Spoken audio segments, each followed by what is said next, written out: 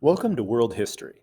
Today we're going to look at the effects of the Meiji Restoration, especially as the Meiji government starts to look outward and wants to expand their influence beyond the Japanese islands. So today we're going to talk about Meiji Expansion.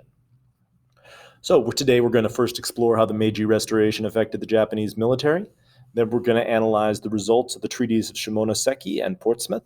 And last, we're going to explain why the death of the Meiji emperor will cause some problems/issues in Meiji Japan. So let's jump into our story. The Japanese reorganized their military. During the Meiji Restoration, they sent out Japanese people all over the world to go study how everyone else was doing things.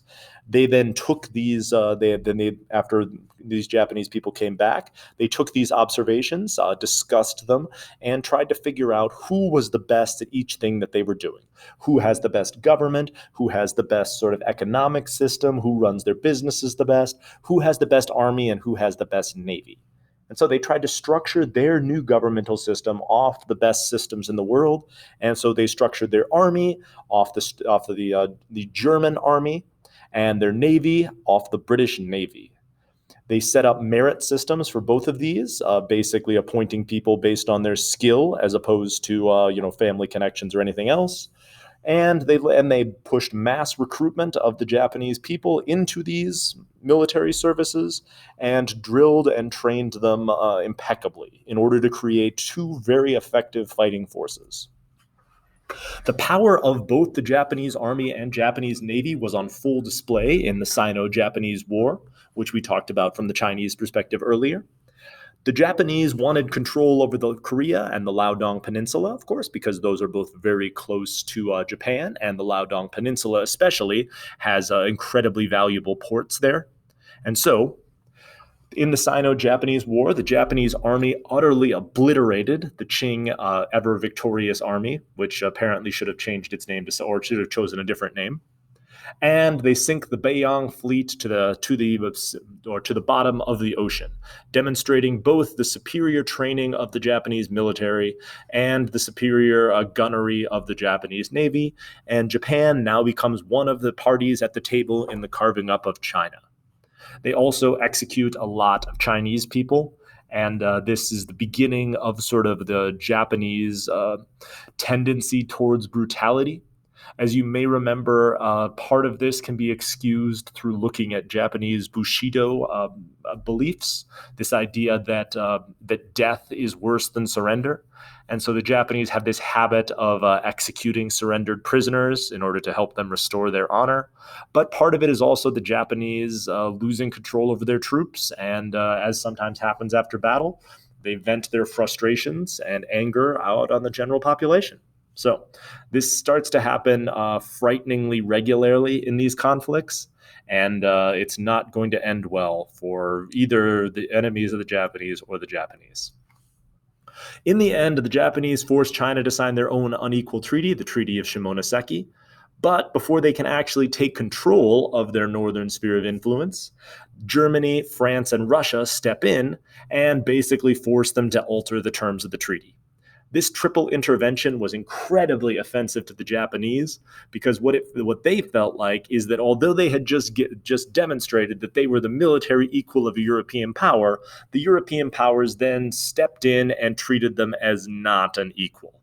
And so the Japanese were pretty outraged by this, but quite frankly, when the European powers are united against them, there's not much else they can do.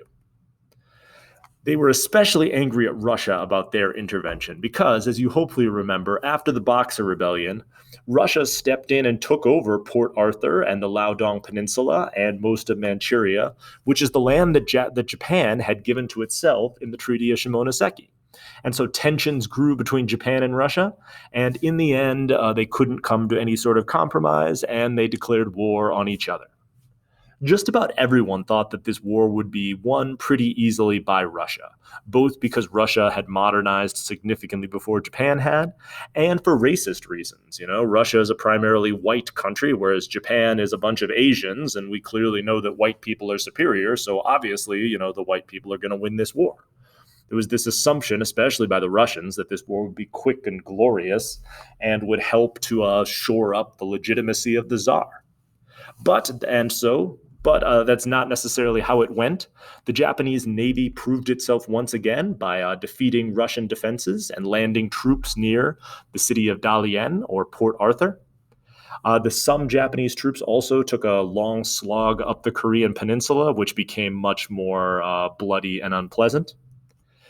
And sort of the low light of the war for basically everyone was the siege of Dalian, in which we more or less learned that once one side has a fortified position, it's going to take a ludicrous amount of blood to sort of force your way in there. We start seeing all of sort of the modern elements of war that we're going to see in World War I. We see trenches, we see mortars, we see machine guns, we see shelling, things like that. And so the Japanese do eventually take the city of Dalian, but it costs a ridiculous amount of blood and treasure. And as they're trying to move up to the Russian city or the Manchurian city, built by Russians, of Harbin, the costs start to mount, and there's some real question as to whether or not the Japanese army can even continue to fight. And for the Russians, this is all somewhat of a delaying game. Their general is mostly just retreating and delaying the Japanese because, although the Japanese were able to take out the Russian Pacific Fleet, the Russian Baltic Fleet is on its way. Its circumnavigation of the globe, a 18,000-mile journey all the way around the Horn of Africa and through the Indian Ocean. And there's a real sense that once the real Russian fleet gets here, then we're going to show these Japanese a thing or two. But as the Russian fleet shows up, it turns out their 18,000-mile voyage left the ships exhausted and in pretty bad shape. As they limp into the Straits of Tsushima, they are caught by the Japanese, and they blunder into getting their T crossed. Basically, all the Japanese ships are in a line, and the Russian ships sort of come into range one by one, and the Japanese ships are able to blow them all up. And so this second Russian fleet is now sunk to the bottom of the ocean. And this war that it looked like was going to be that everyone thought was going to be a massive victory for the Russians now turns into more of a victory for the Japanese, although they're still bogged down in China. In the end, the Treaty of Portsmouth is negotiated by Theodore Roosevelt, who is just now starting to expand the United States' position on the world stage. And it ends the war with treaties with conditions that really neither side likes particularly. The Japanese do get control over Korea and do get the Liaodong Peninsula, but do not get the incredibly valuable region of Manchuria, which leads to like 5 days of rioting in Tokyo, where Japanese ultra-nationalists burn down government buildings and business offices, basically arguing that their politicians and business leaders have sold them out and have betrayed the Japanese people. So the Japanese people are furious about this treaty, but man, we need to take a quick foray over and look at what happens in Russia, because this war utterly undermines the authority of the Tsar, who'd been doubling down on nationalism, autocracy, and orthodoxy since the assassination of Alexander II. So the Tsar Nicholas II, his people, the people in St. Petersburg have been striking for weeks, and these workers go on a march to the Winter Palace in order to demand change. Russian soldiers then fire on the people, killing hundreds and leading to this massive uprising against the Tsar. The Russian military then starts to mutiny, the strikes spread across Russia, and Nicholas is actually forced to make concessions in order to get everything to calm down. So he agrees to call a Russian legislature and to give up some of his absolute powers, but when the legislature meets, he then changes his mind. Proto-fascist reactionaries then go and start beating up Russian liberals. Nicholas dissolves the first, second, and third Dumas in Russian history without them actually accomplishing anything. And the Tsar's secret police double down, start executing people left and right, and the Tsar holds on to absolute power by a thread.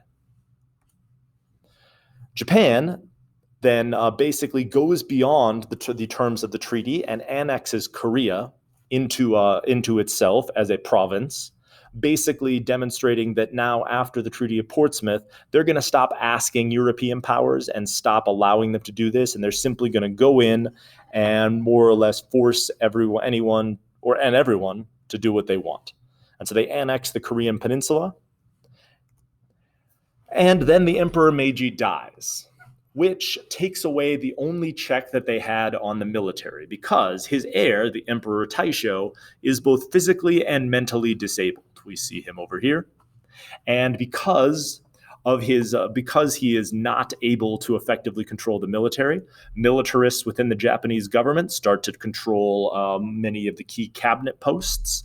And what we end up seeing is a age in which Japanese nationalism, Japanese traditional dress comes back, and Japan becomes incredibly focused on sort of a military conquest. And so the leash comes off the military, and now there's basically no one to tell them what to do or not to do.